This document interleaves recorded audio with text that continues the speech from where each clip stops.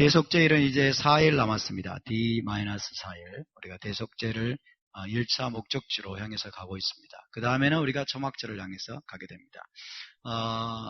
그래서 대속죄일까지의 기간, 나팔절로부터 대속죄일까지 기간을 야밈 노라임, 경외의 날들이라 그렇게 불립니다. 하나님에 대한 경외감을 가지고 두렵고 떨림으로 통과해야 될 기간이라는 의미고요. 그 다음에 High Holidays라고도 불립니다. High Holidays, 지극히 거룩한 날들이다.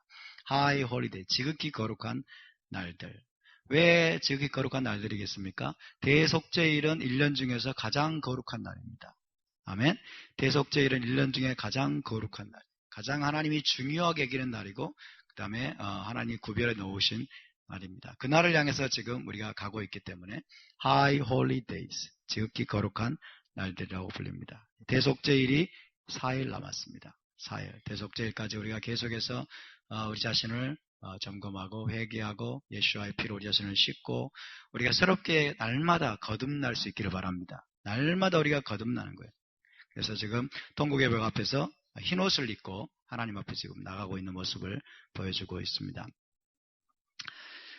자, 오늘 31장 1절에서 3절, 7절에서 8절 말씀을 먼저 우리가 봉독합니다. 시작. 또 모세가 가서 온 이스라엘에게 이 말씀을 전하여 그들에게 이르되 이제 내 나이 120세라. 내가 더 이상 출입하지 못하겠고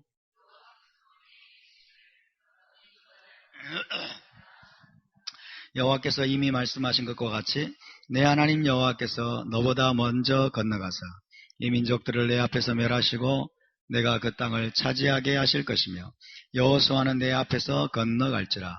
모세가 여호수아를 불러 온 이스라엘의 목전에서 그에게 이르되 너는 강하고 담대하라.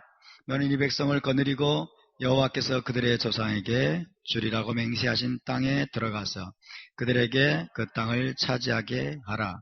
그리하면 여호와 그가 내 앞에서 가시며 너와 함께 하사 너를 떠나지 아니하시며 버리지 아니하시리니 너는 두려워하지 말라, 놀라지 말라. 신명기 31장 서두의 말씀입니다. 자, 모세의 생일이 언제일까요? 혹시 생각해 보셨습니까? 모세의 생일이 언제일까요?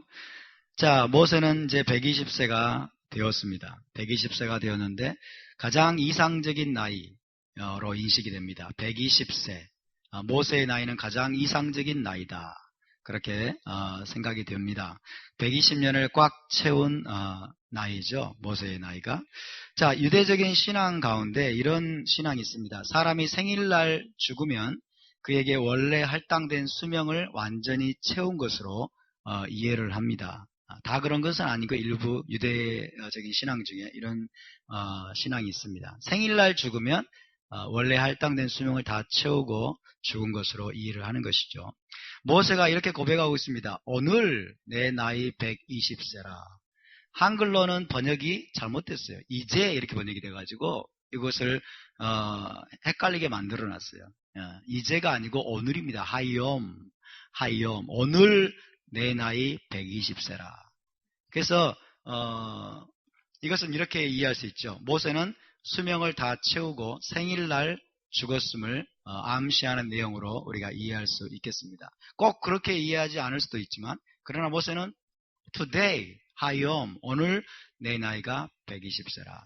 그러니까 한국 사람들은 여러분 이런 것들을 너무 그냥 뭐라고 하죠? 구렁이 담 넘어가듯이 그냥 대충 이야기하지만 미국 사람들이나 그 다음에 이런 사람들은 정확하게 이야기하잖아요. 그렇죠? 당신의 몇 살입니까? 그러면 글쎄요, 뭐 예를 들어서 30세 하고 6개월 됐습니다. 이런 말을 하잖아요. 근데 한국 사람들 그렇게 절대 표현하지. 대충 이야기해버리죠.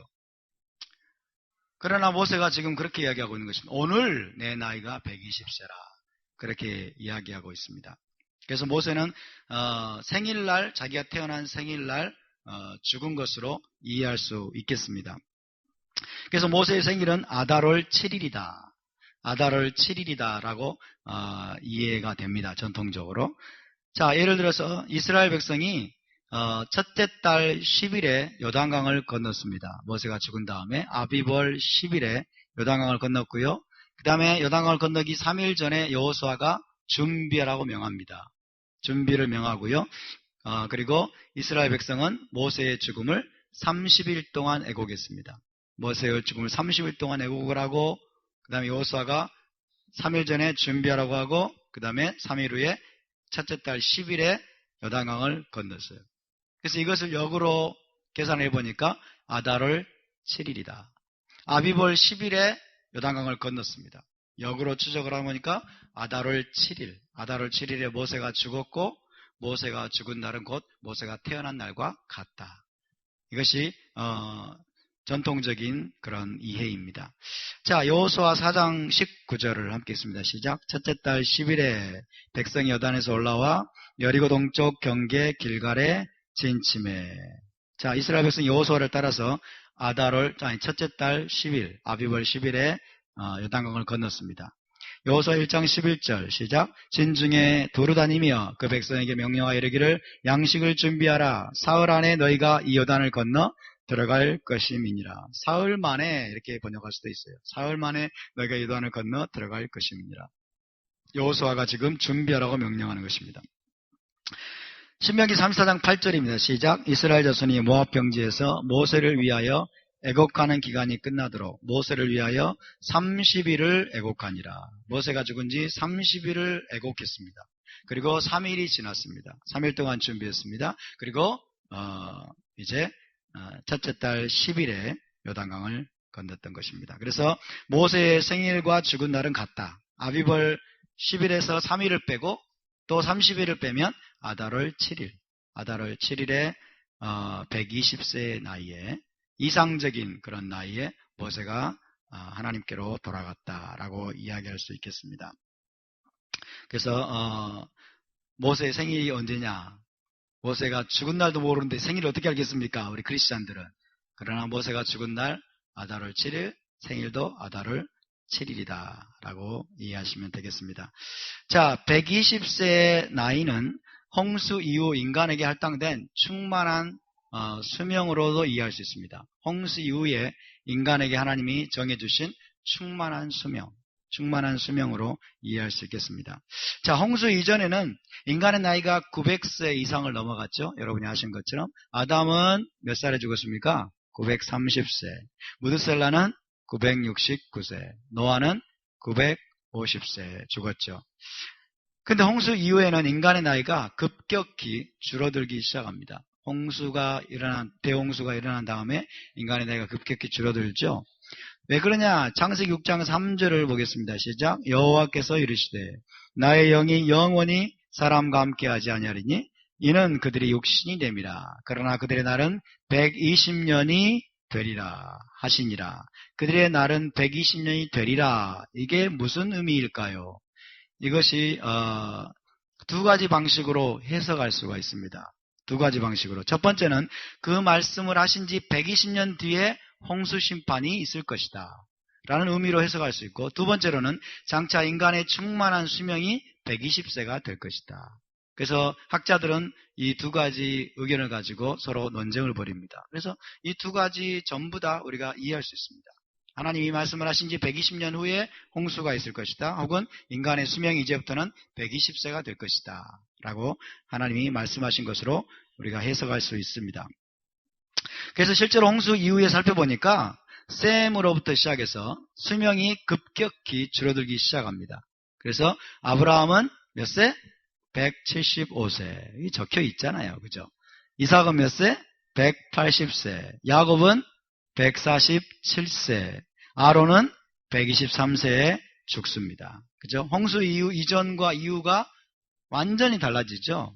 점점 줄어들기 시작해가지고 120대까지 이제 줄어들기 시작합니다. 그리고 모세는 120세에 죽습니다. 그래서 120세가 마지노선이다 이런 뜻은 아니고요. 120세가 마지노선의 뜻은 아니지만은 창세기 6장 3절에서 예언된 인간 수명의 이상적인 상태를 상징하는 나이. 그래서 그 나이에 모세가 죽었다. 그래서 모세의 나이는 인간 수명의 이상적인 상태, 홍수 이후에 사람에게 하나님이 정해주신 수명의 어떤 이상적인 상태를 상징하는 숫자, 그 나이에 모세는 자기 생일날 죽음으로써 충만한 수를 다 누리고 죽었다라고 이야기할 수 있겠습니다. 실제로 1세기도 보면요, 1세기도 보면 요하난 벤 자카이, 굉장히 유명한 랍비입니다. 그러니까 예루살렘이 파괴된 이후에 이제 이 유대교는 야분의 시대를 엽니다. 야분에서 사내들인을 이제 창설하고 그 지도자가 요하난 벤 자카이예요. 요하난 벤 자카이도 120세에 죽었고요. 그 다음에 예수와의 조카로서 예루살렘 메시아닉 신자들의 지도자였던 시몬 벤 할피라고 하는 사람이 있습니다. 이 사람도 120세에 죽은 것으로 알려져 있습니다. 그래서 120세 충만한 수명이라고 이야기할 수가 있겠습니다. 어쨌든 이런 것들을 좀 여러분이 사이드로 알아두시면 도움이 될 것으로 보입니다. 자, 31장 9절에서 13절을 다음으로 우리가 봉독합니다. 시작. 또 모세가 이 토라를 써서 여호와의 언약궤를 매는 레위 자손 제사장들과 이스라엘 모든 장로에게 주고 모세가 그들에게 명령하여 이르기를 매 7년 끝에 곧 면전년의 초막절에 온 이스라엘이 내 하나님 여호와 앞 그가 택하신 곳에 모일 때에 이 토라를 낭독하여 온 이스라엘에게 듣게 할지니 곧 백성의 남녀와 어린이와 내 성읍 안에 거류하는 타국인을 모으고 그들에게 듣고 배우고 내 하나님 여호와를 경외하며 이 토라의 모든 말씀을 지켜 행하게 하고 또 너희가 요단을 건너가서 차지할 땅에 거주할 동안에 이 말씀을 알지 못하는 그들의 자녀에게 듣고 내 하나님 여호와 경외하기를 배우게 할지니라. 아멘. 굉장히 중요한 명령을 모세가 내리고 있습니다.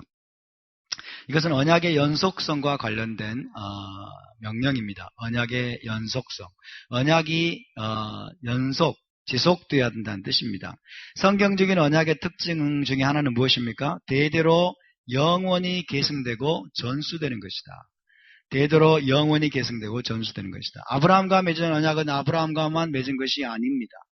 모세와 맺은 언약은 모세와 맺은 것이 아닙니다. 그렇죠? 대대로 이 언약이 계승되고 전수되도록 하나님이 설계하신 것이 성경적인 언약의 특징입니다. 이것을 우리가 잘 알아야 되겠습니다. 그래서 언약의 계승은 굉장히 중요합니다. 언약의 계승. 그래서 언약의 계승이 무슨 뜻이냐면 후대에 태어날 모든 자녀들과도 언약을 맺는 것으로 간주하십니다.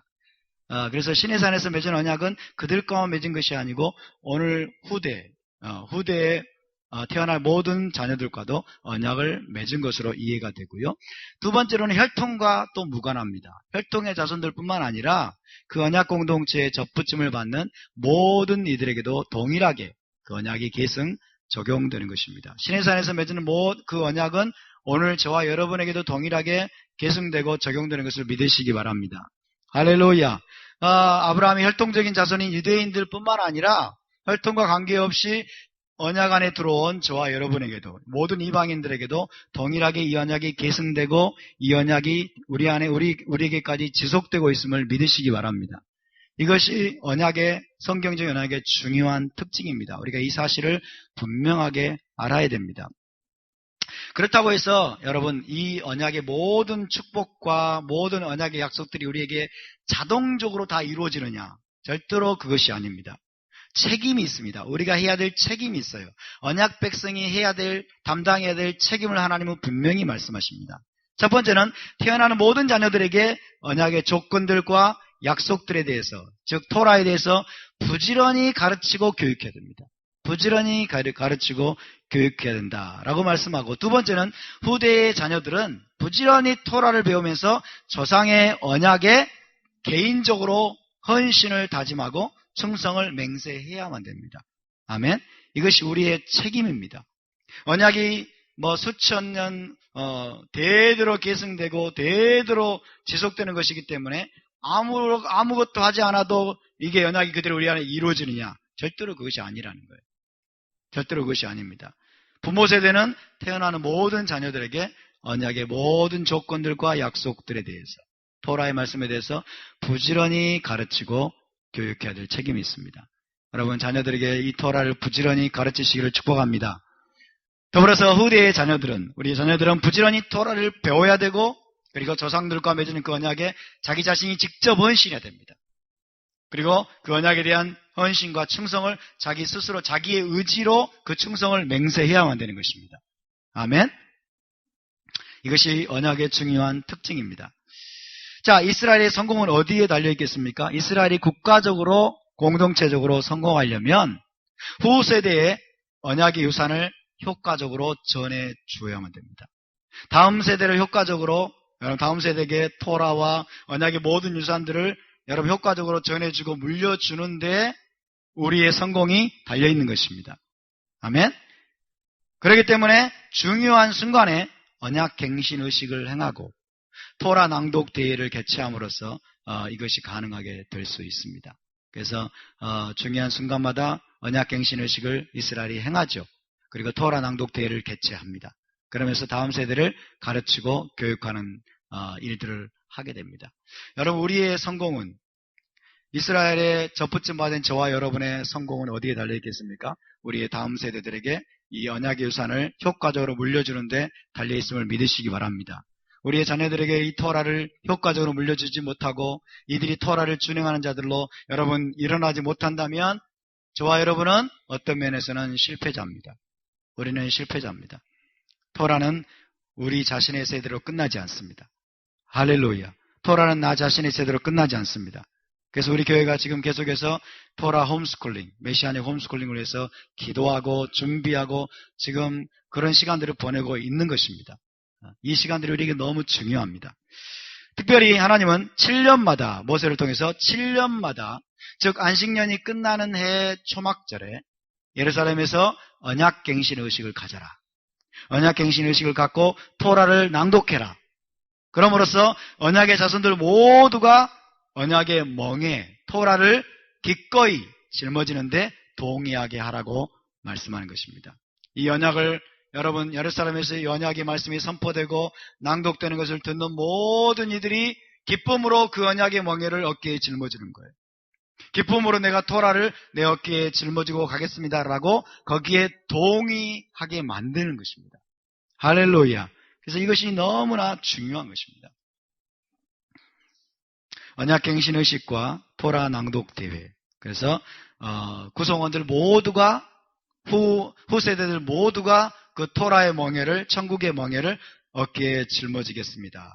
내 삶에 짊어지고 가겠습니다라고 스스로 동의하게 만드는 겁니다. 자기의 의지로, 자기의 자발적인 의지로 동의하게 만드는 그런 시간인 것입니다. 이것이 바로 7년마다 있는 언약갱신 의식입니다. 이것이 면전년의 초막절에 이루어진다라고 말씀합니다. 면전년의 초막절에 이루어지게 하라. 이것이 소위 하크헬 명령으로 알려져 있습니다. 하크헬. 함께 볼까요? 하크헬. 하크헬. 카할이라는 동사가 모으다라는 뜻이에요. 모으다. 카할. 근데 하크헬 이거는 히필 명령이에요. 강조입니다. 강조. 강조형 명령이에요. 강조하면서 명령. 하크엘, 모으라 이런 뜻이에요. 모으라. 그래서 하크엘 명령으로 알려져 있습니다. 온 이스라엘을 모으라는 명령입니다. 7년마다 면전년의 초막절에 안식년이 끝나는 해의 초막절에 온 이스라엘을 모으라. 하크엘 명령입니다. 자, 언약갱신의식. 언약의 재헌신하는 언약갱신의식은 요단강을 건너기 전에 모압 평지에서 이들이 하나님과 맺은 언약을 새롭게 해야만 됐습니다. 요단강을 건너기 전에도 언약갱신의식을 행하고 또 그리고 가나안 땅에 들어간 후에도 7년마다 이 언약을 갱신하는 언약에 새롭게 헌신하는 그런 의식을 행해야 될 것을 모세가 지금 명령하고 있습니다. 그래서 요단강을 건너가기 전에도 건너간 후에도 너희는 계속해서 7년마다 이 언약갱신 의식을 행하라. 왜 그럴까요? 왜 그럴까요? 너무 쉽게 잊어버리니까. 그렇죠? 너무 쉽게 잊어버려요. 우리는 너무 쉽게 잊어버립니다. 일주일만 여러분 모이지 않아도 그냥 새카맣게 잊어버리잖아요. 하나님의 말씀을 너무 쉽게 잊어버려요. 너무 우리를 유혹하는 게 많아요. 세상 문화가 그리고 고대 이스라엘로 치면은 주변에 있는 바알신, 아세라신, 그 다음에 우상 숭배 문화 이런 것들이 그들을 애워싸고 있습니다. 너무 유혹이 많아요. 하나님의 토라로 떠나게 만들고 하나님의 언약을 파기하도록 만드는 백성들을 이끌어가는 것들이 너무 많기 때문에 여러분 순간순간마다 모여야 됩니다. 할렐루야. 모여서 언약 갱신의식을 행하는 거예요. 토라를 낭독하는 겁니다. 토라를 다시 듣게 만드는 겁니다.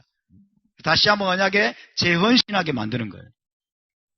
그것이 언약 갱신의식입니다. 그래서 이것이 너무 중요하기 때문에 요단강을 건너가기 전에 모압 평지에서 너희가 이 언약을 지키기로 다짐해야 들어간다. 그렇게 말씀하고 들어간 후에도 너희가 계속해서 반복해서 다짐해야 된다. 그래야만이 너희가 그 땅을 빼앗기지 않을 수 있고 그래야만 너희가 하나님의 징계를 미안할 수 있다라고 모세가 이야기하고 있는 것입니다. 그래서 7년째 언약 갱신 의식은 어떤 의식입니까? 첫 번째로는 언약에 대한 재헌신입니다. 하나님과 맺는 언약에 내가 재헌신하겠습니다. 다시 이것을 굳게 지키겠습니다라는 재헌신을 다짐하는 시간이고 그 다음에 토라를 재교육하는 시간이에요. 온 이스라엘 백성에게 하나님의 토라를 재교육하고 더불어서 다음 세대가 조상들의 언약을 자신의 것으로 동의하고 헌신하도록 하는 그야말로 언약식입니다. 다음 세대가 토라의 말씀을 듣고 아버지가 맺은 언약을 내 것으로 취하는 거예요. 그리고 내 것으로 이 말씀을 지키기로 동의하는 그런 시간인 것입니다. 그래서 7년째 언약갱신의식은 너무나 중요한 의미가 있다고 할 수 있겠습니다. 고대 이스라엘을 여러분 보시면요. 개개인이 토라나 성경을 소지하지 않았습니다. 개개인이 토라 스콜을 가지고 있거나 성경을 가지고 있지 않았기 때문에 모이는 게 너무 중요합니다. 토라를 들을 길이 없어요. 모이지 않으면 토라를 들을 길이 없습니다. 그렇기 때문에 7년마다 모여서 토라를 낭독하고 언약갱신의식을 행하는 것은 너무나 중요합니다. 이스라엘의 운명을 좌우할 만큼 이것은 중요한 일이라고 말할 수 있겠습니다. 물론 여러분 7년마다 한 번만 듣는 것은 결코 아닙니다. 왜냐하면 뭐가 있습니까? 절기가 있잖아요. 그렇죠? 절기 때마다 계속 모이기 때문에 절기 때마다 물론 토라를 낭독할 것입니다. 그러나 이 7년마다 행하는 것은 온 이스라엘 공동체가 공식적으로 여러분 언약 갱신의식을 행하는 것이고 토라 낭독 대회를 여는 것입니다. 할렐루야. 7년마다 한 번 들으면 이건 재앙이죠. 그렇죠? 7년 만에 한 번밖에 못 들으면 이건 다 뿔뿔이 흩어져 버리고 다 엉망이 되겠죠. 그러나 이 7년마다 한 번씩 하는 것은 굉장히 더 깊은 차원에서 더 높은 차원에서 의미가 있는 시간이라는 뜻입니다. 자, 성경은 1년에 3차, 1년에 3번 모든 남자가 6월절, 77절, 초막절에 예루살렘에 올라가서 여호와 하나님께 얼굴을 보이라고 명령합니다. 이때는 모든 남자라고 얘기하고 있어요. 이스라엘을 대표하는, 각 가정을 대표하는 모든 남자들이 6월절, 77절, 초막절에 올라가서 여호와 하나님께 얼굴을 보이고 하나님을 예배하고 역시 토라를 배울 것입니다. 그러나 이것은 1년에 3차, 3번 이루어져야 될 일입니다. 그러나 매 7년, 안식년 후에 오는 초막절에는 모든 남자만이 아니에요. 이스라엘 공동체의 남녀노소와 모든 타국인까지 포함됩니다. 모든 타국인까지 예루살렘에 올라가서 언약 갱신의식에 참여해야 한다는 뜻입니다. 그러니까 아버지를 통해서 아들들은 집에서 들을 수 있습니다. 그렇죠? 다른 해 때는 남자가 먼저 예루살렘에 올라가서 절기를 지키면서 토라를 배우고 돌아와서는 자기 가족들을 교육할 수 있습니다. 그러나 하나님은 그 정도로 머무는 것이 아니라 7년에는 매 7년마다 모든 타국인들까지 이스라엘 땅에 살고 있는 타국인들까지 다 올라와라. 다 올라와서 여호와의 토라를 들으라고 말씀하고 그 언약에 대한 재헌신과 그 언약의 토라의 멍에를 스스로 짊어지기로 개인적으로 자발적으로 다짐하는 동의하는 시간을 가지라고 말씀하고 있습니다. 그래서 이 하크헬 명령은 온 이스라엘에게 토라를 낭독하라는 명령으로 이해할 수 있습니다. 온 이스라엘에게 토라를 낭독하라. 남녀노소를 물론하고 남녀노소뿐만 아니라 이스라엘 공동체 안에 살고 있는 모든 타국인들까지 그들에게까지 토라를 낭독하라. 온 이스라엘을 모으라. 하크엘 온 이스라엘 모으고 그들 앞에서 여호와의 토라를 공식적으로 하나님을 대신해서 이 토라를 낭독해서 언약을 새롭게 하는 그런 시간을 가지라고 하나님이 명령합니다. 모세를 통해서. 자, 토라를 낭독하라고 하는 명령은 2인칭 남성 단수로 기록이 되어 있습니다. 모으라. 이것도 마찬가지. 모으라 그리고 낭독하라. 이것은 2인칭 남성 단수로 기록이 되어 있어요. 누구에게 낭독하라는 겁니까?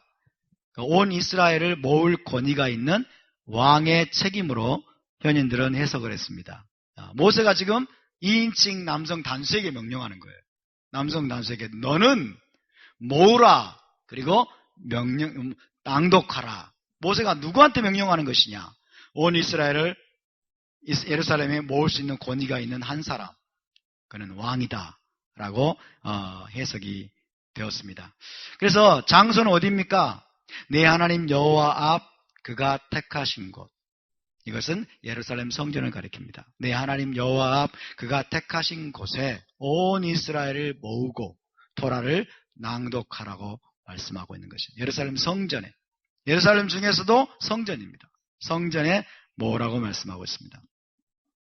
그래서 이 명령은 이렇게 이해할 수 있습니다. 이스라엘의 왕이 예루살렘 성전에서 온 이스라엘에게 면전년의 초막절에 토라를 낭독하라 라고 하는 명령으로 우리가 이해할 수가 있겠습니다. 그래서 이것이 온전하게 이행이 되려면 이런 조건이 있어야 됩니다. 먼저 이스라엘 땅에 온 이스라엘 12지파가 거주하고 있어야 되겠고, 그 다음에 두 번째로는 예루살렘 성전이 세워져 있어야 되겠으며, 이스라엘의 왕이 또 이스라엘을 다스리고 있어야만이 이 명령을 온전히 지킬 수가 있습니다. 할렐루야. 근데 지금은 그런 상황이 아니죠. 그래서 우리는 뭘 알 수 있습니까? 메시아 왕국이 오게 되면, 메시아 왕국 시대에 예수와께서, 이스라엘의 왕이신 예수와께서 여러분 온 이스라엘을 예루살렘 성전에 모으고 토라를 낭독하고 가르치실 것이다. 할렐루야. 우리는 그래서 이 말씀을 통해서도 메시아를 또 예언하고 있음을 알 수 있습니다. 메시아 시대를 우리에게 또 예견하고 있음을 우리가 이해할 수 있겠습니다. 그래서 실제로 이사야서 2장 2절에서 3절이 바로 이런 내용을 우리에게 보여주고 있습니다. 우리 함께 봉독합니다. 시작. 말이래 여호와의 전의 산이 모든 산 꼭대기에 굳게 설 것이요 만방이 그리로 모여들 것이라. 많은 백성이 가며 이르기를 오라 우리가 여호와의 산에 오르며 야곱의 하나님의 전에 이르자. 그가 그의 길을 우리에게 가르치실 것이라. 우리가 그 길로 행하리라 하리니 이는 토라가 시온에서부터 나올 것이요 여호와의 말씀이 예루살렘에서부터 나올 것임이라. 아멘. 그가 그의 길을 우리에게 가르치실 것이다. 이때 그가가 여호와 하나님이죠. 여호와 하나님의 대리인이신 예수와께서 이스라엘의 왕이 그의 길을 만방에 가르치는, 어디에서? 성전에서. 그렇죠? 여호와의 산에서, 성전에서 가르치는 시대가 바로 메시아 왕국 시대입니다. 여러분 이 시대가 곧 올 것입니다. 아멘. 이 시대를 고대하시기 바랍니다. 할렐루야. 자, 마이모니데스, 유대의 유명한 중세 랍비 마이모니데스는 이렇게 설명을 했습니다. 왕이 토라를 읽는 것을 듣는 이들은 토라가 신의 산에서 주어졌을 때와 마찬가지로 두려움과 떨림, 그리고 기쁨과 즐거움으로 귀를 기울여야 했다라고 설명을 했습니다. 이것은 여러분 우리가 토라를 읽을 때, 토라를 들을 때 어떤 마음으로 읽고 들어야 되는가를 우리에게 가르쳐줍니다. 아멘. 왕이 토라를 읽을 때 듣는 자들은 토라가 신의 산에서 주어졌을 때와 마찬가지로 큰 두려움과 떨림과 큰 기쁨과 즐거움으로 귀를 기울이면서 토라를 들어야만 한다는 것이에요. 할렐루야. 심지어 토라 전체에 능통한 현인들조차도 깊은 헌신의 마음으로 왕의 토라 낭독에 귀를 기울여야만 했다라고 마이모니데스는 설명을 했습니다.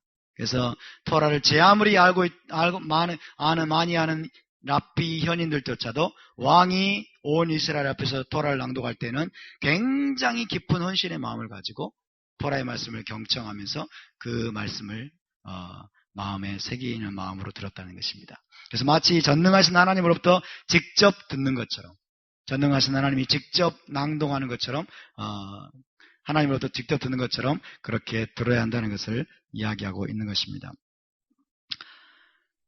그래서 실제로 제2성전기에 예루살렘 성전이 섰었을 때 미시나에 보면 이런 내용이 있습니다. 안식년이 끝난 후에 초막절, 그리고 예루살렘 성전의 초막절에 예루살렘 성전의 여인들의 뜰에, 예루살렘 성전에 여인들의 뜰이 있었습니다. 여인들의 뜰에 왕을 위해서 나무 강단을 설치했다고 합니다. 나무 강단을 설치를 하고, 자, 대제사장으로부터 토라 스크롤을 건네받은 왕이 그 나무 강단 앞에 앉아서 온 이스라엘 앞에서 토라를 낭독했다고 합니다. 이게 사실인지 아닌지는 모르겠어요. 이때 왕은 헤롯이잖아요. 그렇죠? 이때 왕은 헤롯인데 헤롯이 온 이스라엘 앞에서 토라를 낭독했는지 안 했는지는 모르겠는데 미시나에 어쨌든 이런 내용이 있습니다. 그래서 온 예루살렘 성전에 여인들의 뜰에 왕을 위해서 나무 강단을 설치했다라고 이야기하고 있습니다. 자, 이것의 주요 목적은 뭐냐면 아까 말씀드린 것처럼 언약의 연속성입니다. 언약의 지속성, 언약의 연속성, 언약이 대대로 다음 세대에 지속되도록 하기 위한 것입니다. 새로운 세대가 조상들의 언약에 헌신해서 토라를 듣고 배우고 배우는 것이 끝이 아니죠. 지켜 행하며 하나님을 경외하도록 하기 위해서. 할렐루야. 그래서 온 이스라엘을 여러분 교육하는 시간일 뿐만 아니라 다음 세대를 교육하는 시간입니다. 다음 세대에게 토라를 듣게 하는 거예요. 믿음은 어디서 난다? 들음에서 난다. 할렐루야. 하나님의 말씀을 계속 듣게 하는 겁니다. 계속 듣게 하고 암송하게 하고 배우게 하는 거죠. 이것이 바로 하크엘 명령의 여러분 주된 목적입니다. 그래서 지금 우리가 샤밧에 토라를 낭독합니다. 샤밧에 온 이스라엘 공동체가 토라를 낭독하고 있습니다. 이것은 장차 예루살렘에서 왕이신 메시아의 입으로 읽혀지는 토라를 듣게 될 미래의 예행 연습입니다. 아멘. 지금 여러분 정통 유대교, 메시아인 유대교는 샤밧 때마다 토라를 낭독하고 있어요. 회당에서 토라를 낭독하고 있는데 이것은 메시아께서 장차 메시아 왕국 시대에 온 이스라엘에게 토라를 낭독하실 것을 예행 연습하고 있다라고 할 수 있겠습니다. 미드라시에 보면 이런 내용이 있습니다. 겸손하여 나아기를 타신 분이라 기록되신 분이 오시면, 메시아죠? 메시아께서 오시면 그들에게 토라의 말씀을 설명해 주실 것이며 그들의 잘못을 교정해 주실 것이다. 메시아께서 오시게 되면 토라의 말씀을 깊이 있게 설명을 해 주실 것이고 토라를 오해하고 있는 내용을 바로잡아 주실 것이다 라고 이야기하고 있습니다. 이것은 메시아가 오셔서 행하실 사역, 어떤 일을 하실 것인가를 우리에게 보여주는 내용이라고 할 수 있겠죠. 자, 그래서 메시아의 사역은 뭐냐면 토라를 낭독하고 가르치실 뿐만 아니라 토라를 잘못 이해한 것을 교정해 주실 것이다. 장차 메시아께서 오시면은 그분이 토라를 낭독하실 것이고 가르치실 뿐만 아니라 토라에 대한 모든 오해들을 바로잡으실 것이다. 그래서 유대인들은 이렇게 믿었습니다. 메시아 시대에는 메시아의 강의실에 앉아서 토라에서 이해할 수 없는 것들, 불가사의한 계명들, 이런 것들에 대해서 그분 자신의 입으로부터 직접 배우게 될 것이다. 할렐루야. 기대하십니까? 메시아께서 오시면 이런 일들을 우리에게 여러분 행하실 것입니다.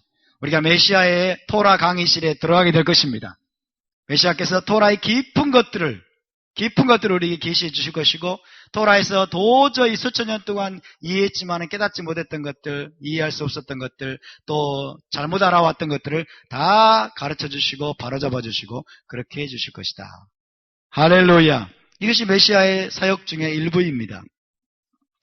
실제로 여러분 1세기 제자들은 어떠했습니까?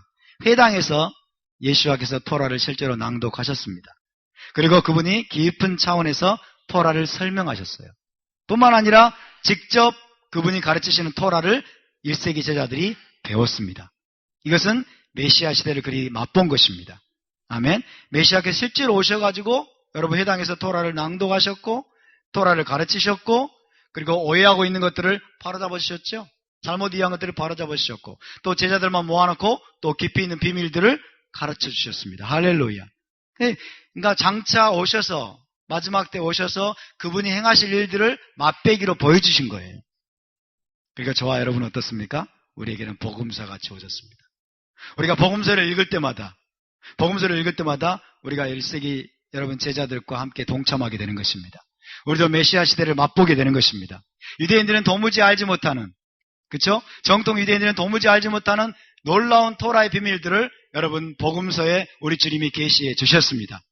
그것들을 통해서 여러분 메시아 시대를 미리 맛보고 체험하시기를 바랍니다. 우리 주님은 바로 그런 분이십니다. 자, 바벨론 포로기 후에 제사장 겸 서기관이었던 에스라가 일어났습니다. 그 전까지 이스라엘이 토라를 다 잃어버렸어요. 토라를 어기고 언약을 깨뜨렸어요. 그런데 바벨론 포로에서 돌아온 후에 제사장 겸 서기관. 우리말 성경에는 학사라고 되어 있어요. 학사. 그러니까 성경이 일관성이 없어요. 학사 그러면 도대체 우리는 무슨 뜻인지 모릅니다. 이게 학자란 뜻이야 뭐야 도대체. 토라 학자, 서기관입니다. 서기관. 제사장 겸 서기관이었던 에스라에 의해서 이스라엘 공동체 가운데 큰 토라 부흥이 일어나게 됩니다. 바벨론 포로로 여러분 하나님이 이스라엘을 넘겨준 이유가 무엇입니까? 그들이 토라를 깨뜨렸기 때문이에요. 그들이 언약을 어겼기 때문입니다. 하나님이 토라를 버렸기 때문에 여러분 하나님이 아수르에 의해서 북이스라엘을 쫓아내버리시고 그 다음에 바벨론에 의해서 남유다를 쫓아내버리셨어요. 엄청난 징계와 저주를 겪었습니다. 그래서 유대인들은 바벨론에서 여러분 눈물 젖은 빵을 먹으면서 다짐하고 다짐했습니다. 눈물 젖은 빵을 먹으면서 그리고 바벨론 사람들에게 조롱을 당하면서 에스라는 결단했습니다. 바벨론에서 내가 토라의 말씀을 부지런히 연구하고 이 토라의 말씀을 준행하고 이 토라의 말씀을 우리 형제들에게 가르칠 것이다 라고 여러분 다짐하고 그리고 드디어 돌아왔습니다. 돌아와가지고 에스라가 여러분 제사장이었고 그리고 서기관이었던 에스라가 집중한 것은 무엇입니까? 토라를 이스라엘 공동체 가운데 회복시키는 것이었습니다. 할렐루야. 그래서 이 에스라 한 사람에 의해서 이스라엘 공동체 가운데 큰 토라 부흥이 일어났습니다. 먼저 일곱째 달 1일입니다. 티슈리월 1일은 나팔절이죠. 나팔절에 성전 뜰에 있는 수문 앞 광장에 온 백성을 모았습니다. 온 유다 백성을 모으고 나무 강단에 서서 온 이스라엘에게 토라를 낭독했습니다. 그렇죠? 누가 해야 될 일을 한 거예요? 이스라엘의 왕이 해야 될 일을 한 거예요. 왜? 왕이 없었습니다. 왕은 없지만 여러분 토라는 선포되어야만 되기 때문에 할렐루야. 왕은 없지만 토라가 선포되고 토라가 이스라엘 백성들에게 가르쳐져야만 되기 때문에 여러분 제사장 서기관 에스라가 그 일을 위해서 일어난 것입니다. 그래서 그 결과 엄청난 테슈바 회개의 부흥이 일어났습니다. 회개의 부흥이 일어나고 그리고 이어서 초막절 기간 내내 초막절 기간까지 이어졌어요. 초막절 기간 내내 토라를 낭독하는 그런 부흥이 일어났습니다.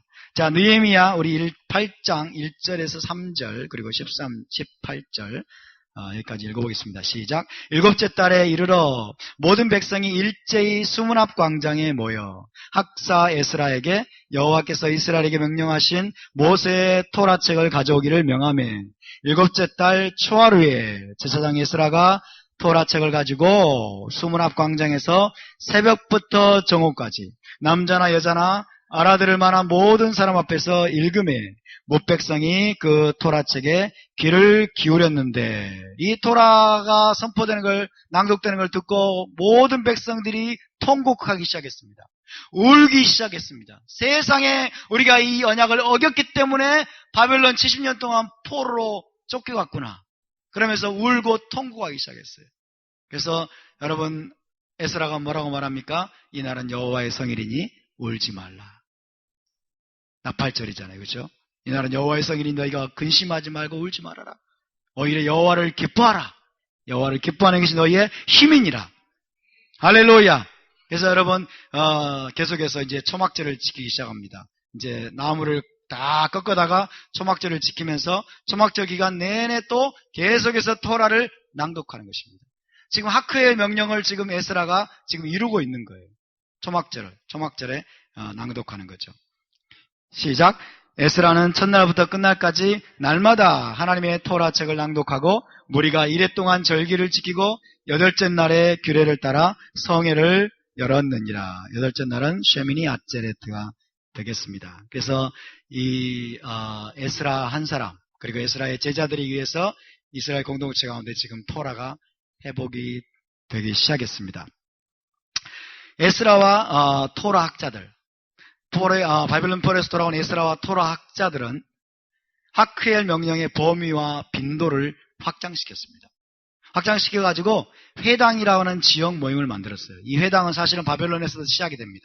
에스라와 이제 그 제자들이 이스라엘 땅에서 전 모든 곳곳에 회당을 만들기 시작했어요.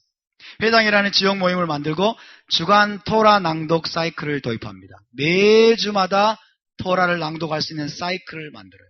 그래서 토라를 매주 읽을 수 있는 토라 포션으로 나눕니다. 토라 포션 나눠요. 그래서 이들이 생각한 것은 무엇입니까? 이들이 생각한 것은 이 토라를 7년마다 한 번 읽을 수는 없다. 7년마다 한 번 읽는 것으로는 부족하다. 심지어 6월절 그리고 오순절, 초막절 이 3번 읽는 것도 부족하다는 거예요. 이들이 생각한 것은 매주마다 이 토라를 이스라엘 공동체 가운데 낭독하고 선포함으로써 토라에 헌신하는 백성을 길러내야 되겠다라고 이들이 결심한 것입니다. 그래서 만들어낸 게 토라 포션이에요. 할렐루야. 이 토라 포션이 오늘날 우리에게까지 이르고 있음을 믿으시기 바랍니다. 그래서 우리는 에스라와 그 토라 학자들에게 너무너무 감사해야 돼요. 너무너무 감사해야 돼요. 이 시스템을 정착시키기 시작한 것입니다. 그래서 에스라의 의도는 뭐냐면 언약서인 토라를 백성에게 더 자주 듣게 함으로써 우상 숭배에 빠지지 않게 하고 온 이스라엘이 하나님의 언약적인 축복을 누릴 수 있도록 하기 위한 것입니다. 토라를 듣는 만큼, 토라를 계속해서 듣고 이 말씀을 지켜 행하는 만큼 우리는 우상으로부터 멀어지게 될 것입니다. 우상 숭배로부터 멀어지게 될 것이고 하나님의 축복을 누리게 될 것입니다. 할렐루야. 그것이 바로 에스라와 그 학자들의 의도였습니다. 그래서 회당에서 이제 토라를 낭독하는 일이 그때부터 시작이 됐습니다. 개개인은 토라를 소지하지 못했습니다. 토라 스크롤이 이제 회당 공동체적으로 토라 스크롤이 이제 소지가 됐기 때문에 매주 샤밧에 회당에 모여가지고 토라 포션이 낭독되는 것을 듣는 것, 이것은 중요한 교육의 시간입니다. 이스라엘 백성들을 교육하고 다음 세대를 교육하는 시간이 된 것이죠. 어떤 면에서는 언약 갱신 의식이라고 말할 수 있어요. 샤밧마다 우리가 토라를 낭독하고 토라를 들으면서 그 언약에 헌신하는 것은 우리가 지금 언약 갱신 의식을 행하고 있다라고도 이야기할 수 있겠습니다. 그리고 이 토라를 낭독하고 나면은 낭독 후에는 토라 학자들과 현인들의 자세한 설명이 이어졌습니다. 미드라시 설명이 이어졌어요. 토라를 낭독하고. 이게 여러분 에스라 시대 때부터 내려오는 전통입니다. 토라를 낭독을 하고 토라 포션을 떼서 낭독을 하고 더불어서 이제 하프타라까지 이제 만들었죠. 선지서의 부분까지 이제 낭독한 다음에는 한 사람이 뛰어난 지혜자가 일어나서 이제 이 토라 포션의 내용을 이제 설명하는 것입니다. 설명해주고 해설해줌으로써 깨닫게 만들어주는 것이죠. 이것이 복음서에도 그대로 나와 있죠. 사도행전에도 그대로 나와 있습니다. 그리고 지금도 유대인 공동체는 이런 정통들을 유지해 가고 있습니다. 그래서 여러분 사도행전 13장과 디모데전서 보면 이런 내용이 나와 있습니다. 사도행전 13장 15절 시작. 토라와 선지자의 글을 읽은 후에 회당장들이 사람을 보내어 물어 이르되 형제들아 만일 백성을 구원할 말이 있거든 말하라 하니 안식일에 사도 바울 일행이 어디에 갔어요? 회당에 들어갔습니다. 회당에 들어갔더니 토라를 낭독합니다. 그리고 하프타라를 낭독합니다. 토라와 하프타라 낭독이 다 끝나고 나니까 회당장이 이제 사도 바울에게 사람을 보냅니다. 사도 바울에게 사람을 보냈단 말은 무슨 뜻일까요? 사도 바울이 굉장히 능통한 랍비였다는 뜻이에요. 굉장히 토라와 선지서에 능통한 토라 학자였다는 뜻입니다. 할렐루야. 그래서 사도 바울에게 미드라시를 부탁하는 거예요. 오늘 읽은 토라 포션에 대해서 선지서 포션에 대해서 설명을 좀 부탁합니다. 해설을 좀 해달라고 부탁합니다. 그래서 사도 바울은 토라와 선지서를 가지고 메시아를 증거하는 거죠. 할렐루야. 이것이 여러분 유대적인 관습이었고 전통이었습니다. 디모데전서 4장 13절 이건 상당히 후기에 쓰여진 책인데 디모데에게 사도 바울이 부탁하는 내용이죠. 봉독합니다. 시작. 내가 이를 때까지 읽는 것과 구원하는 것과 가르치는 것에 전념하라. 이렇게 말하죠. 내가 이럴 때까지 읽는 것과 구원하는 것과 가르치는 것에 전념하라. 이것은 유대적인 배경에서 우리가 이 말씀을 읽게 되면 여러분 충분히 이해가 됩니다. 그러나 우리는 유대적인 배경을 무시하고 읽는 것과 그러니까 혼자 자기 서재에서 성경책을 막 뒤적이면서 열심히 읽는 것 이걸 생각합니다만은 이때 읽는 것은 공적인 토라 리딩을 말해요. 그렇죠? 내가 이럴 때까지 회중과 회중 앞에서 샤밧 때마다 토라를 낭독하는 것, 리딩하는 것, 그리고 권하는 것, 가르치는 것. 이것에 힘쓰라고 사도 바울이 디모데에게 권고하는 것입니다. 그래서 여러분 이방인들에게 복음이 전파된 지 상당한 시간이 지났음에도 불구하고 이방인 크리스찬들이 성도들이 모여서 행하는 것은 상당히 유대적이었다. 이것을 우리가 기억하시기 바랍니다. 그래서 여기서 읽는 것은 공적인 토라 낭독을 뜻한다는 것입니다. 공적인 토라 낭독. 그만큼 1세기 제자들이 뭘 중요시 여겼어요? 토라를 낭독하는 것. 토라를 낭독하면서 토라를 배우고 토라를 가르치는 것이 굉장히 중요시 여겼다는 것입니다. 그래서 하크엘 명령이 이렇게 지금 우리에게까지 지금 전해져 내려오고 있습니다. 할렐루야. 우리가 7년에 한 번 예루살렘에 올라가서 듣지는 못하지만 우리는 매주 여러분 샤밧 때마다 토라가 낭독되는 것, 토라가 또 가르쳐지고 이런 것들을 우리가 듣는다고 하는 것은 엄청난 특권입니다. 아멘. 메시아 시대를 우리가 또 예행 연습하고 있음을 믿으시기 바랍니다. 그리고 이 샤밧 때마다 우리가 토라에 대한 재헌신을 다짐하는 시간이 될 수 있기를 바랍니다. 자, 현대적으로 그래서 현대적으로 이 하크의 명령을 어떻게 이스라엘은 준수하고 있느냐? 온 이스라엘이 초막절에 모여가지고 토라가 낭독되는 것을 들었던 것을 기념하기 위해서 지금 유대인들은 초막절이 끝날 때 특별한 축제를 벌입니다. 이것이 하크의 명령을 이제 기념하기 위한 것이 초막절이 끝날 때 특별한 축제를 벌이는데 그것이 바로 심카토라죠. 심카토라. 함께 볼까요? 심카토라. 심카토라. 예, 심카토라는 매년 초막절 8째 날이에요. 쉐미니 아젤 8째 날에 회당에 모여서 마지막 토라 포션, 메소타프라카, 마지막 토라 포션인 메소타프라카와 창세기 1장을 낭독합니다. 토라 포션 마지막 포션과 그 다음에 토라 스크롤을 앞으로 다 돌려가지고 창세기 1장을 낭독합니다. 그래서 토라 낭독 사이클의 종결과 더불어서 또 새로운 시작을 뜻하고 그러면서 이제 이 하크의 명령 7년마다 온 이스라엘이 모여가지고 면전인의 초막절에 토라가 낭독되었던 것들을 기념하고 기억하고 이것을 잊지 않기 위해서 심카토라 이 전통을 유대인들이 지금 고수하고 있는 것입니다. 그래서 이날은 공동체적인 축제의 날입니다. 심카토라 공동체적인 축제의 날인데 심카토라의 날은 온 이스라엘이 토라 스크롤을 품에 안고 끌어안고 춤을 추면서 공동체적인 축제를 벌입니다. 그래서 이스라엘이 토라를 기뻐할 뿐만 아니라 토라가 이스라엘을 기뻐한다. 할렐루야. 토라가 이스라엘을 기뻐한다는 것을 표현하는 거예요. 여러분 토라를 기뻐하시기 바랍니다. 토라를 즐거워하시기 바랍니다. 우리가 토라를 기뻐하고 즐거워할 뿐만 아니라 토라가 우리를 기뻐하는 것을 믿으시기 바랍니다. 토라가 이스라엘을 기뻐하는 거예요. 그 토라가 바로 예수와입니다. 아멘. 토라이신 예수와께서 우리를 기뻐하고 즐거워하는 겁니다. 그래서 심카토라는 너무나 중요한 전통이라고 말할 수 있습니다. 그래서 최고의 은혜, 최고의 축복이 뭐냐? 토라를 주신 것입니다. 이스라엘에게 토라를 주신 것. 이스라엘과 결혼 언약을 맺고 결혼 계약서로 이스라엘 나라의 헌법으로 그리고 생명의 도로 토라를 주신 것. 이것이 하나님이 이스라엘에 계신 최고의 은혜이며 최고의 축복임을 믿으시기 바랍니다. 우리 옆에 분에게 한번 인사해 보실까요? 토라가 최고의 은혜이며 최고의 축복입니다. 뒤에 분에게도 토라를 주신 것이 최고의 은혜이며 최고의 축복입니다. 예, 졸리신 분 좀 깨시라고. 예, 토라를 주신 것이 최고의 은혜이고 최고의 축복이라는 것을 유대인들처럼 여러분 절절히 알고 있는 사람이 누가 있을까요?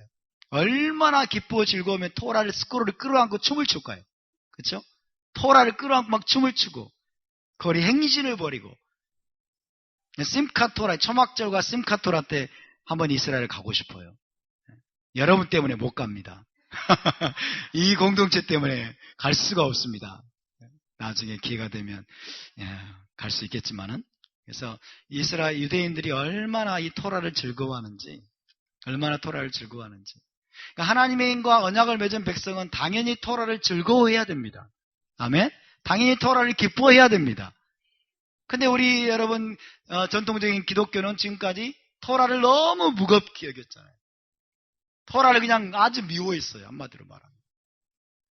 엄청난 괴리가 있는 것입니다. 자, 이 그림을 보시기 바랍니다. 춤을 추고 있잖아요. 너무 기쁘고 즐거워가지고 막 춤을 추고 원을 둘러서 막 다비딕 댄스를 추고 토라 스크롤을 막 이렇게 올리면서 막 엄청난 기쁨과 즐거움을 여러분 표현하는 것입니다. 여러분 생각해 보세요.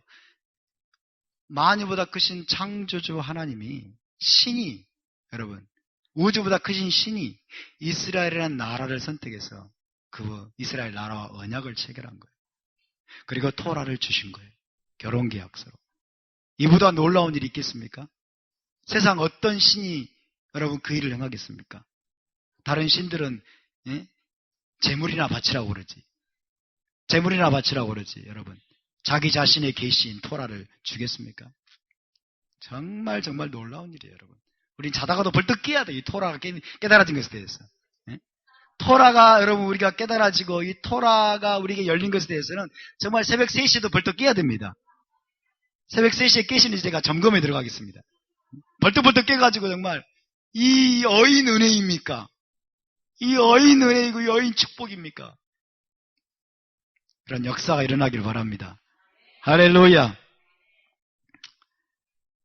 계속해서 31장 24절에서 29절을 봉독합니다. 시작. 모세가 이 토라의 말씀을 다 책에 써서 마친 후에 모세가 여호와의 언약궤를 메는 에이 사람에게 명령하여 이르되 이 토라 책을 가져다가 너희 하나님 여호와의 언약궤 곁에 두어 너희에게 증거가 되게 하라.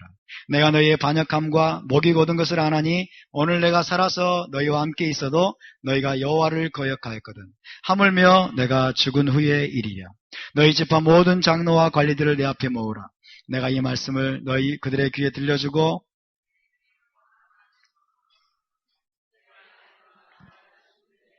스스로 부패하여 내가 너희에게 명령한 길을 떠나 여호와의 목전에 악을 행하여 너희의 손으로 하는 일로 그를 경록케 하므로 너희가 후일에 재앙을 당하리라 하니라. 모세가 토라의 말씀을 다 책에 써서 마치고 언약궤 곁에 두라고 말씀합니다. 모세는 자기가 죽으면 온 이스라엘이 토라를 버릴 것을, 언약을 버릴 것을 알았습니다. 언약을 버릴 것을 알 뿐만 아니라 그것만이 아니라 결국에는 온 이스라엘이 회복될 것까지 알았습니다. 할렐루야. 그러니까 모세의 가슴이 찢어졌겠지만 한편으로는 굉장히 위로를 받았을 것입니다. 이스라엘이 토라를 버리고 언약을 버리고 엄청난 징계와 저주를 받겠지만은 마지막에는 메시아에 의해서 완전히 회복될 것을 모세는 알았던 것이에요. 할렐루야. 모세는 정말 위대한 선지자였습니다. 자, 모세가 우리에게 물려준 유산, 모세가 우리에게 물려준 최고의 유산은 여러분 토라책을 남겨준 것입니다. 아멘. 모세의 오경을 우리에게 남겨준 것입니다. 이것이 이스라엘에게만 물려준 최고의 유산이 아니라 사실은 온 인류에게 주신 최고의 유산입니다. 아멘. 모세는 그냥 떠나지 않았어요. 창세기부터 신명기까지 여러분 기록했다고 생각해 보세요. 죽기 전에. 이걸 다 기록했다고 생각해 보세요. 정말 엄청난 일 아닙니까? 얼마나 놀라운 일입니까? 우리는 정말 모세에게 너무 감사해야 돼요. 나중에 우리가 메시아 왕국 들어가가지고 모세를 막 끌어안고 막 입맞추고 너무너무 감사해야 돼요. 모세가 우리에게 준 최고의 유산이에요. 모세는 여러분 하나님께 직접 토라의 말씀을 받아가지고 이스라엘에게 전해준 데서 그친 것이 아니에요. 모세 오경을 기록해가지고 남겨주었습니다. 할렐루야. 그래서 마지막 날 모세가 한 일입니다. 죽기 마지막 날, 죽던 날 모세가 한 일은 토라책입니다. 모세 오경입니다. 토라책을 기록해서 지성소의 언약궤 곁에 두게 했습니다. 지성소의 언약궤 곁에 두게 했다. 이것이 모세가 마지막에 한 일이고요. 또 하나 노래를 작사하죠. 이스라엘의 반역과 징계와 또 회복 여기까지 내다보았기 때문에 하나님이 노래를 쓰라고 말씀했어요. 그래서 예언적인 노래를 써서 이스라엘에게 가르쳤습니다. 그리고 결국에는 그 노래를 듣고서 이스라엘이 언약으로 돌아올 수 있도록 하기 위한 안전장치 중에 하나입니다. 그 안전장치를 통해서 이스라엘이 돌아오도록 하기 위해서. 여러분 모세는 누구입니까? 살아있는 토라와 같은 존재였습니다. 그가 살아있을 때에는 살아있는 토라와 같았어요. 걸어다니는 토라라고 해도 과언이 아니었어요. 그러나 그의 사후에는 기록된 토라가 필요하게 되었습니다. 모세가 살아있을 때는 사실은 토라가 필요 없다라고 해도 과언은 아니겠죠. 예. 모세에게 가서 물어보면 돼요. 그렇죠? 모세가 다 하나님의 말씀을 다 전해주고 또 궁금한 게 있으면 하나님께 물어봤습니다. 그러니까 모세 자체가 토라였어요. 할렐루야. 이스라엘 백성에게 있어서는 모세 자체가 살아있는 토라였다. 그래서 모세 입에서는 맨날 토라가 흘러 나오는 거예요. 그래서 모세가 살아있는 토라였다라고 얘기할 수 있겠습니다. 근데 이제 모세가 죽게 되는 거예요. 모세는 이걸 알았습니다. 자기가 죽게 되면 어떻게 돼요? 토라가 사라져버리잖아요. 하나님의 말씀이 사라져버리잖아요. 그래서 하나님께서 아마 모세에게 명령하셨던 것 같습니다. 그래서 이 토라를 기록해라. 그래서 창세기부터 신명기까지 이 기록된 토라가 이스라엘과 함께 해야 됨을 모세는 알았습니다. 기록된 토라. 그래서 살아있는 토라인 모세가 이제 기록된 토라를 남기게 되는 겁니다. 할렐루야. 그래서 살아있는 토라였던 모세와 기록된 토라는 서로 불일치가 있을까요? 없을까요? 불일치가 없죠. 완벽한 에하드입니다. 할렐루야. 여러분, 예수와는 모세와 같은 선지자이십니다.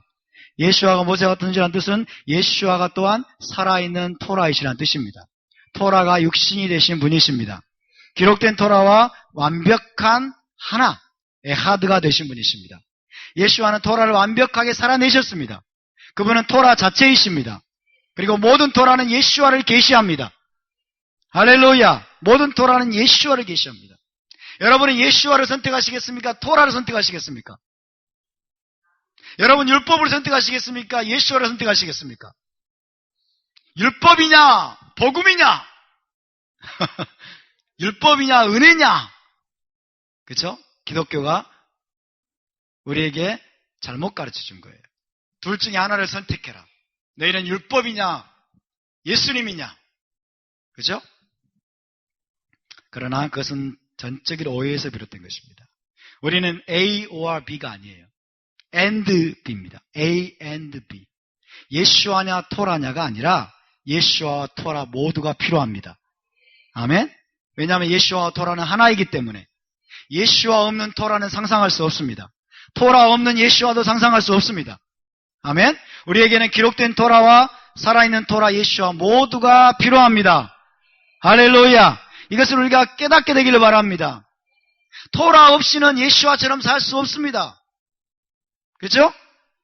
과거에 여러분 유행했던 말이 뭡니까? 예수님이라면 어떻게 하실 것인가? 그렇죠? 예수님이라면 어떻게 하실 것인가? 토라 없이는 예수님이라면 어떻게 하실 것인가? 너무 막연해요.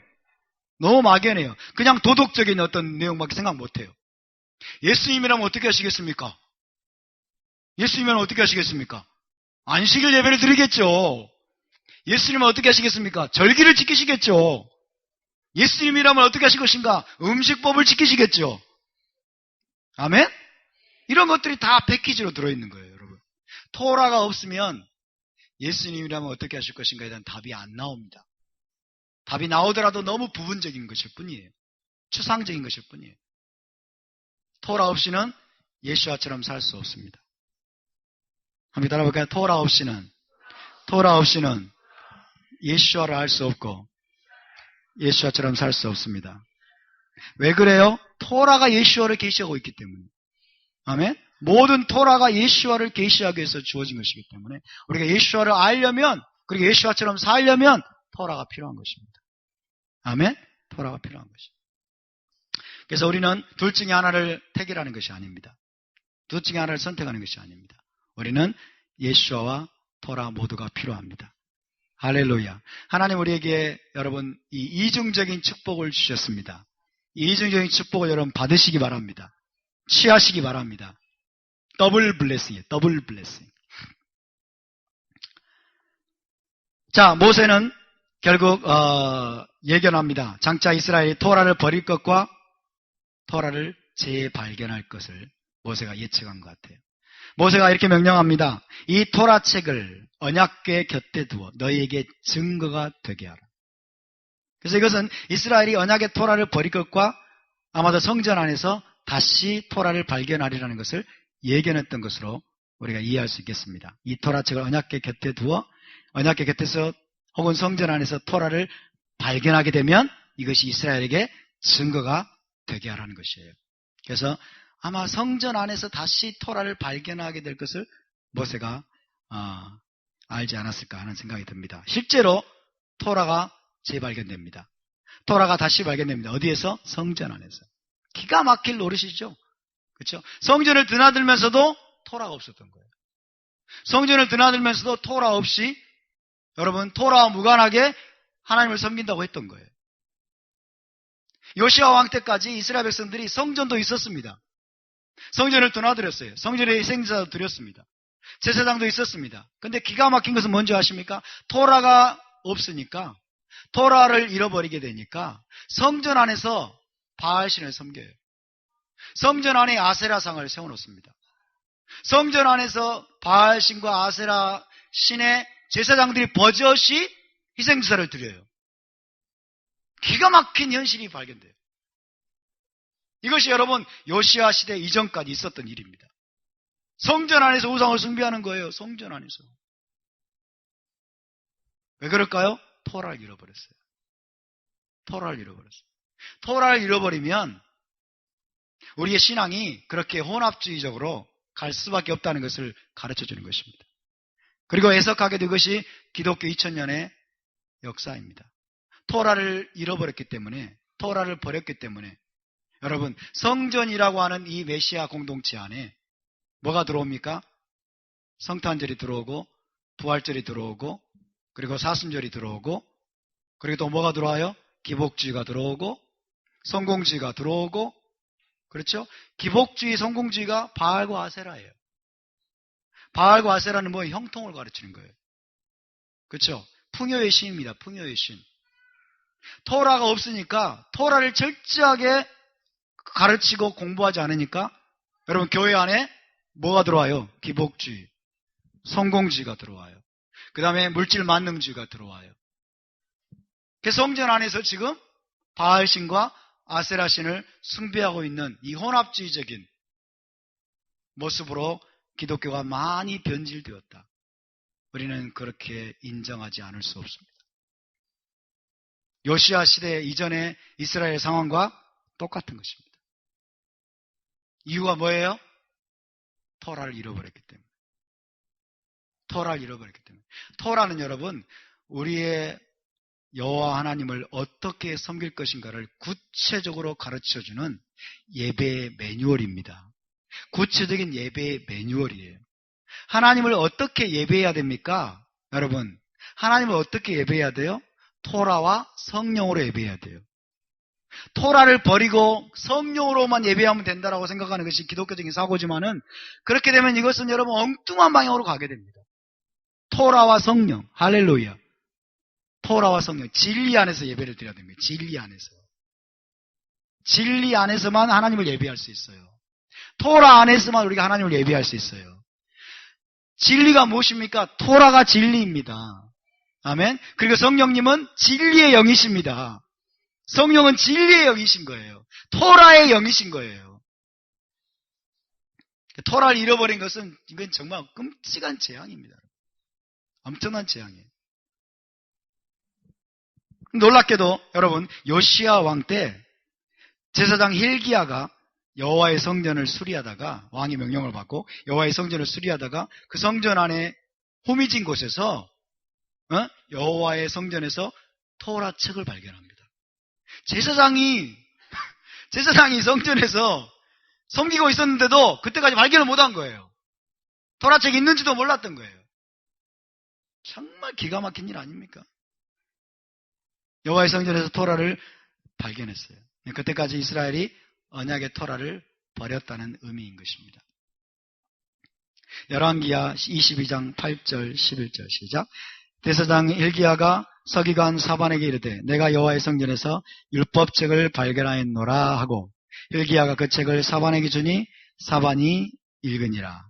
왕이 토라책의 말을 듣자 곧 그의 옷을 찢으니라. 토라책을 다시 발견했습니다. hil기야가 발견하고 사반에게 주었어요. 서기관에게. 왕의 서기관에게. 왕의 서기관이 왕에게 가지고 갔습니다. 왕이 그 토라책을 읽자마자 너무 기가 막힌 거예요. 그래서 옷을 찢었어요. 슬픔과 애통에 편 옷을 찢었어요. 그리고 어떻게 했겠습니까? 온 이스라엘을 모읍니다. 온 이스라엘 백성, 유다 백성들을 모으고 이 토라를 낭독합니다. 왕이 토라를 낭독해요. 성전에 모으고 이스라엘을. 하크엘 명령 같지 않습니까? 그렇죠? 그래서 여러분, 토라의 회복과 부흥이 일어납니다. 토라의 회복과 부흥이 일어나요. 왕이 모든 백성 앞에서 토라를 낭독하고 여호와 하나님과 언약을 세웁니다. 7년마다 하크엘 모아라. 토라를 낭독해라. 언약 갱신의식을 행하라. 언약에 헌신하라. 다음 세대를 토라로 교육하라. 실제로 왕이 그렇게 했습니다. 토라를 듣자마자 모든 백성을 모았습니다. 토라를 낭독했습니다. 그리고 하나님과 언약을 세웠습니다. 언약 갱신의식을 행한 것입니다. 그 말은 무엇을 의미합니까? 모든 바알과 아세라상과 산당을 파괴하고 우상 숭배 행위들을 다 척결했어요. 부도덕 행위들을 다 척결했습니다. 그리고 이제 나아가서는 6월절을 지키는 데까지 나아갔어요. 절기가 회복되는 거예요. 토라가 회복되고 절기가 회복되는 놀라운 여러분 부흥이 이 요시야 시대에 일어나게 되었습니다. 할렐루야. 여러분, 이것이 바로 마지막 때에 일어날 일을 우리에게 보여주는 것이라고 저는 믿습니다. 이 마지막 때에 토라책이 발견되고 있습니다. 이 마지막 때에 토라의 부흥이 일어나고 있습니다. 토라의 회복이 일어나고 있습니다. 우리가 하나님과 언약을 갱신하고 있습니다. 절기가 회복되고 있습니다. 우상 숭배가 떠나가고 있습니다. 교회 안에 들어왔던 모든 성탄절, 부활절, 사순절, 모든 이방신의 절기들이 여러분 다 척결되고 있음을 믿으시기 바랍니다. 토라의 부흥입니다. 토라의 부흥입니다. 이런 길로 우리를 인도하시는 하나님을 찬양합니다. 이것이 바로 여러분 하크엘 명령이 지금 우리 가운데서 이루어지고 있는, 부분적으로 이루어지고 있는 놀라운 이야기인 것입니다. 요시야 시대에 일어났던 토라의 부흥이 지금 우리 가운데서 일어나고 있습니다. 여러분이 주인공이십니다. 할렐루야. 우리를 이 토라 부흥에 참여케 하시는 하나님을 찬양합니다. 우리 여러분을 축복합시다. 당신이 주인공이십니다. 당신이 주인공이십니다. 뒤에 부흥과도 인사하실까요? 당신도 주인공이십니다. 토라 부흥의 주인공이십니다. 할렐루야. 끝났습니다. 자, 우리 함께 일어나서 기도하겠습니다.